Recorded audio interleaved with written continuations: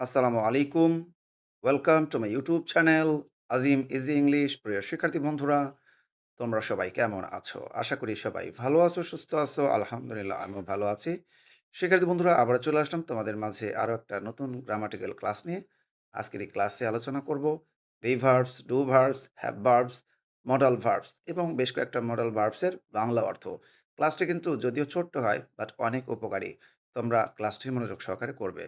চলে আছি মূল পাড়ায়। শিক্ষার্থী বন্ধুরা, কোনো কিছু হওয়া অর্থে এই বি ভার্বস ব্যবহৃত হয়। বি ভার্বস হিসেবে ব্যবহৃত হয় হচ্ছে am, is, are, was, were, be, being, been. তোমরা মনে রাখবে বি ভার্বের মোট ৮ টা রূপ রয়েছে। Am, is, are, was, were, be, being, been. Okay? এগুলোর কিন্তু অর্থ রয়েছে, সেগুলো আমি পরবর্তী ক্লাসে বলব। ডু ভার্বস কোনো কিছু করা অর্থে এই ডু ভার্বস ব্যবহৃত হয়। Do, does, did. এবার দেখো হ্যাভ ভার্বস কোনো কিছু আছে বা ছিল অর্থে হ্যাভ ভার্বস ব্যবহৃত হয়। Have, has, had. এটা হচ্ছে প্রেজেন্ট পারফেক্ট টেন্সে ব্যবহার হয়, আর এটা হলো পাস্ট পারফেক্ট টেন্সে ব্যবহার হয়। মডাল ভার্বস দেখো, মডাল ভার্বসের মধ্যে রয়েছে শ্যাল, শুড, উইল, উড। এছাড়াও রয়েছে can, could, may, might, must, need, dare. এরপরে রয়েছে হলো ইউজ টু, অট টু। আমরা এখন বেশ কয়েকটা মডাল ভার্বের বাংলা অর্থ শিখব। ক্যান অর্থ কিন্তু পারা, মে মানেও কিন্তু পারা। ঠিক আছে? কোনো কিছু সম্ভাবনা অর্থে মে ব্যবহার হয়। যেমন may I come in sir, এটা কিন্তু বলছে আমি কি ভেতরে আসতে পারি স্যার? আবার দেখো কোনো কিছু যদি হওয়ার সম্ভাবনা থাকে, ইট মে রেইন টুডে, আজকে বৃষ্টি হতে পারে।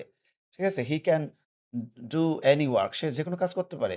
কোনো কিছু পারা অর্থে ক্যান বা মে ব্যবহৃত হয়। এবার দেখো কুড, কুড মানে হচ্ছে পারতাম। মাইট মানেও এখানে অতীতের কোনো কিছু পারতাম এরকম অর্থে ব্যবহার হয়। যেমন সে আমাকে সাহায্য করতে পারত। ঠিক আছে? সে আমাকে সাহায্য করতে পারত। এবার দেখো will be able to. Will be able to বা এইখানে এবল এর উচ্চারণটা কিন্তু আসলে স্ট্যান্ডার্ড উচ্চারণ হচ্ছে এই বল। তোমরা মনে রাখবে যে কোনো কিছু সক্ষম হওয়া, কোনো কিছু করতে সক্ষম হওয়া। ঠিক আছে? এবার দেখো, যেমন আমি কাজটি করতে সক্ষম হব। I will be able to do the work. আমি পরীক্ষায় পাস করতে সক্ষম হব। I will be able to a pass in the exam. Should মানে উচিত, ought to মানেও উচিত। এরপরে দেখো মাস্ট মানে অবশ্যই, হ্যাড বেটার মানে বরং উচিত, কোনো কিছু করা উচিত এরকম বোঝায়। আর শুড হ্যাভ মানে উচিত ছিল। You should have learned English, তোমার ইংলিশ শেখা উচিত ছিল। তো শিক্ষার্থী বন্ধুরা, ছোট্ট এই ক্লাসটি তোমাদের কেমন লাগলো সেটা কিন্তু অবশ্যই কমেন্টে জানাবে।